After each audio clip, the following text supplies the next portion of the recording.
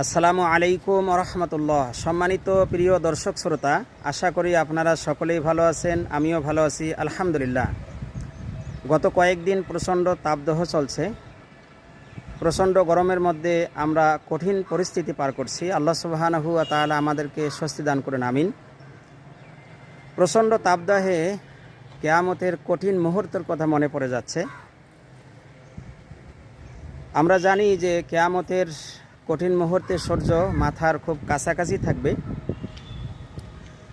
বিজ্ঞান প্রমাণ করেছে পৃথিবীর থেকে সূর্য 9,30,00,000 মাইল দূরে।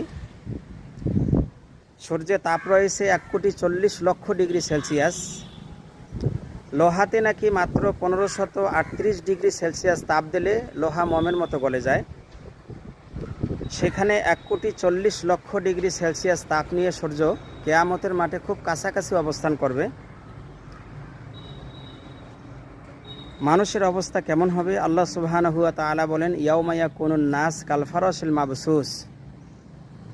পাগলের ন্যায় দিক বিদিক ছুটাছুটি করবে, কোথায় স্বস্তি পাওয়া যায়, আরাম পাওয়া যায়। এরকম একটি পরিস্থিতিতে নবীজি আমাদেরকে বিভিন্ন আমলের কথা বলেছেন। আল্লাহ সুবহানাহু ওয়া তাআলা আমাদেরকে সই আমল করে কিয়ামতের সেই কঠিন পরিস্থিতিতে আল্লাহ সুবহানাহু ওয়া তাআলার সামনে দাঁড়ানোর তৌফিক দান করুন, আমিন।